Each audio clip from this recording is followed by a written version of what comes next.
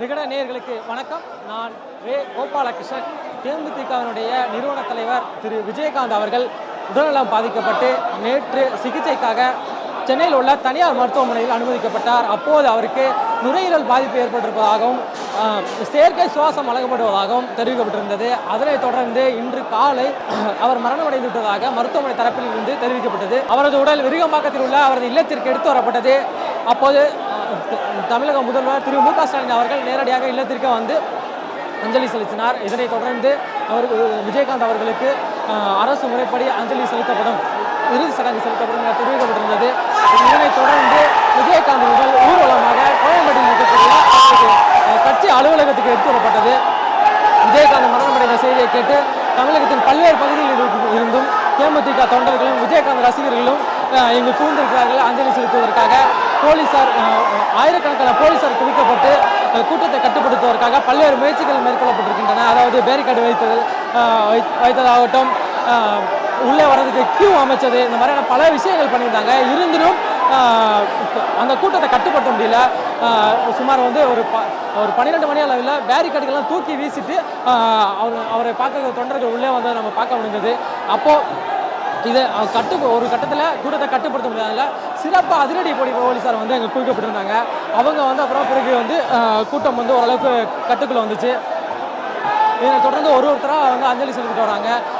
அதிமுகவிலிருந்து திரு எடப்பாடி பழனிசாமி அவர்கள், திரு ஜெயக்குமார் அவர்கள் உள்ளிட்டவர்கள் அஞ்சலி செலுத்தினாங்க. இதற்கு முன்னதாக துரை வைகோ அவர்கள் அஞ்சலி செலுத்தினாங்க. சினிமா பிரபலங்கள் திரு பிரபு அவர்கள், திரு கவண்டமணி அவர்கள், திரு மன்சூர் அலிகான் அவர்கள் உள்ளிட்டவர் அஞ்சலி செலுத்தினாங்க. இதே போல் தொடர்ச்சியாக அஞ்சலி செலுத்திட்டு இருக்காங்க. ஒருத்தராக தமிழகத்தில் பல்வேறு பகுதிகளில் இருந்தும் இந்த மாதிரி விஜயகாந்தனுடைய தொண்டர்கள் இங்கே அஞ்சலி செலுத்திட்டு இருக்காங்க. விஜயகாந்தை பொறுத்த வரைக்கும் திமுகவுக்கு மாற்றாக தான் தேமுதிகவை கொண்டு வந்தார். தேமுதிக அவர் ஆரம்பிக்கும் போது மதுரையில் மாநாட்டில் என்ன சொல்லியிருந்தார் அப்படின்னா, அதிமுகவுக்கும் திமுகவுக்கும் மாற்றாக தான் இந்த தேமுதிக கட்சி இருக்கும், நான் கடவுளோட தான் கூட்டணி வைப்பேன் அப்படிங்கிற மாதிரி சொல்லியிருந்தார். அதன்படி முதல்ல செஞ்சக்கூடிய 2 தேர்தல்களை சுயமாக தான் களமானார். அதில் அபரிவிதமான வாக்கு சதவீதம் இருந்தது. இது அது வரைக்கும் தமிழகத்தில் ஆட்சி செஞ்சுக்கிட்டு இருந்த அதிமுக திமுகவுக்கு ஒரு அதிர்ச்சி வைத்தியமாக தான் இருந்துச்சு. அதன் பிறகு தன்னோட கொள்கையில் மாற்றிக்கிட்டு அதிமுக கூட கூட்டணி வச்சிருந்தாரு. அதிமுக கூட்டணி வச்சிருந்தா அவருடைய சரிவு தொடங்குச்சு அப்படின்னு சொல்லலாம். அதுக்கப்புறம் கொஞ்சம் கொஞ்சமாகவே கூட்டணி வைக்க தொடங்கினதுல அந்த கட்சிக்கினுடைய சரிவு தொடங்கிச்சு. அதே போல் திரு விஜயகாந்த் அவர்களுக்கும் உடல்நலம் பாதிக்கப்பட்டது. இதனால் கட்சியை அவரை சரியாக செயல்படுத்த முடியாத சூழ்நிலை ஏற்பட்டது.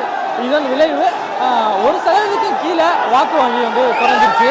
இந்த நிலையில தான் அவருக்கு தீவிரமாக உடல்நலம் பாதிக்கப்பட்டு கடந்த பாடம் இதற்கு முன்பு ஒரு முறை விளையாட்டு மருத்துவமனையில் சிகிச்சைக்காக அனுமதிக்கப்பட்டிருந்தார். அப்போது அவருக்கு இதே மாதிரி தீவிரமான உடல்நலம் பாதிக்கப்பட்டிருந்தது. உடனடியாக சிகிச்சை முடித்து வீட்டுக்கு வருவார் சொல்லிட்டு இருந்தாங்க. ஆனால் அதிலே காலதாமதம் ஏற்பட்டது. அதனைத் தொடர்ந்து உடனடியாக செயற்குழு பொதுக்குழு கூட்டம் வச்சிருந்தாங்க. அதில் திரு பிரேமலதா விஜயகாந்த் அவர்கள் கட்சியினுடைய பொதுச் செயலாளராக அரியணை ஏறினாங்க. இதனைத் தொடர்ந்து இது நடந்து சில காலமே ஆன நிலையில் தற்போது விஜயகாந்த் மரணமடைந்திருக்கார். இது தேமுதிக தொண்டர்கள் மட்டுமல்லாது பல்வேறு தரப்பினரையும் அஜித்தரிசிருக்கிறது. தொடர்ச்சி நேரலையாக வழங்கி வருகிறோம். அடுத்து வரக்கூடிய நேரலையில் அடுத்த சில விஷயங்கள் உங்களோட பகிர்ந்து கொள்ளப்படும். நன்றி, வணக்கம்.